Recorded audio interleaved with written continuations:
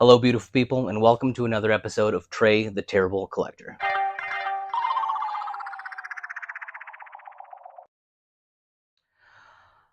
This is a very special episode of Trey the Terrible Collector because today I will be showing you just how terrible we are doing with Series 3. In the first episode, we unboxed Omega Red and Strong Guy, I believe. And in that episode, I didn't use my microphone. So today we've got that chalked up. In episode 2 of Series 3, I broke Bishop. Just snapped him right in half, and he's glued together, but it's iffy. In episode 3, I didn't hit record. So I went through and I unboxed some really cool toys, and I talked about them for about 10 minutes to no one. So instead of that, what I will do is kind of just a brief recap of Series 3, show you everything that we have out, and compare the toys that we have to the ones that you guys didn't get to see me open.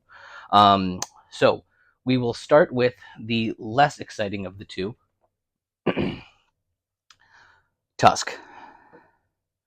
Now, Tusk is not a character that I know a ton about. I know that he was a member of the Dark Riders at one point, and I believe he was also possibly involved with Strife when he took over the Dark Riders from Apocalypse. But this character is super cool and super unique. First of all, his body plan is very similar to Strong Guy's, where he's so beefy that his shoulders have become so muscular that his head appears as if it's like coming out of his chest. Obviously not a realistic body plan. In fact, the only member of this series so far that has like a human being body is Bishop. The rest of them are built like trucks. He's got like spikes that come out of his shoulders and up out of his traps. He's got like this weird, like warty looking substance that covers his back. But that's not what's really interesting about him. If you slide open this compartment at the top, his mutant power is to create tiny little clones of himself. And you slide up this little elevator thing, and this little popcorn man comes out, this little Tuskette. I think it's neat as hell.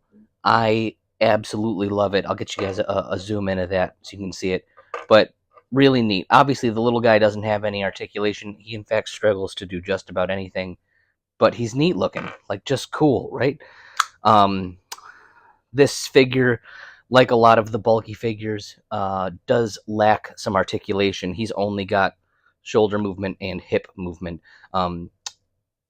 which, you know, for play, not always the best, but because we're going to be displaying these things, he still looks pretty cool. So there you have Tusk. The next one that we open is Wolverine in his spy gear, and he was released in 3 different color variants, a black, a blue, and a green. As a kid, I had the black version, and so we opened up the blue version.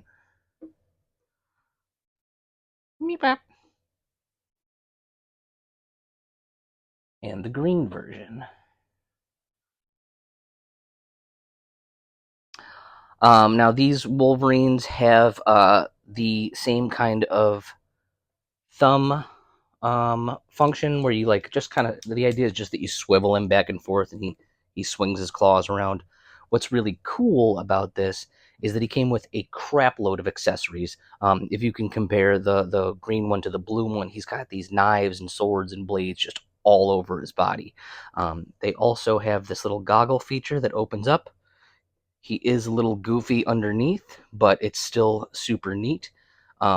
He has fixed claws, much like the Weapon X version, but I brought him over too. His are kind of like splayed out, and his are just like straight. It looks more like espionage, I guess, is how I would describe it. Great articulation, really, really cool looking figure. Probably my favorite Wolverine in the entire run, with the possible exception of the light up Wolverine that comes out quite a bit later. Ooh, well, he's not my favorite anymore. His weapons came on like a weapons rack, almost like the Ninja Turtles one. I kept one intact just because I think it's really cool looking. But But there you have Series 3, everybody all together. Um, you have in this run the line really starts leaning heavily into the Jim Lee cartoon inspired ones. Omega Red, Apocalypse, Bishop look like they pulled right off the cartoon.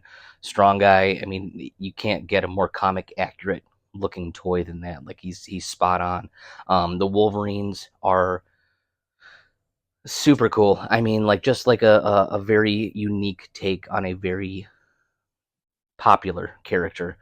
Tusk has just an awesome feature, like just how off the wall, how bizarre that they decided to do something like that. Um, this series marks, in my opinion, a shift in quality where they weren't just putting things together and seeing what would stick, and they were really leaning in toward to the things that were working in the X-Men comics at the time. Something that is strange to me is that uh, they're really still just like avoiding making any of the female characters. Jean Grey, Rogue, and Jubilee are huge parts of the TV show, which at this point is in full swing. And Jubilee was put on the TV show specifically to be a means for kids to get involved with the TV show. With so you have all of these grown superheroes running around. They put a kid in there to make it a little easier to digest for the young ones. But you didn't get a regular Jubilee figure for quite a while. Beast was also a super popular character in the cartoon, and he would have fit perfectly in this line. We did get one a couple of series later, but the fact that they hadn't put one out at this point is a little odd. But super thankful for the characters we did get. I mean, I think everybody here looks awesome. Strong Guy's a weird inclusion, but I love him. Like, just he's a great figure, so no complaints at all. Sorry for the unprofessionalism, but I'm not very professional. So I do appreciate you guys coming back week after week. So please remember to like, subscribe, and comment if you get the opportunity. Until then, y'all have been wonderful. I have been terrible. We'll see y'all again soon.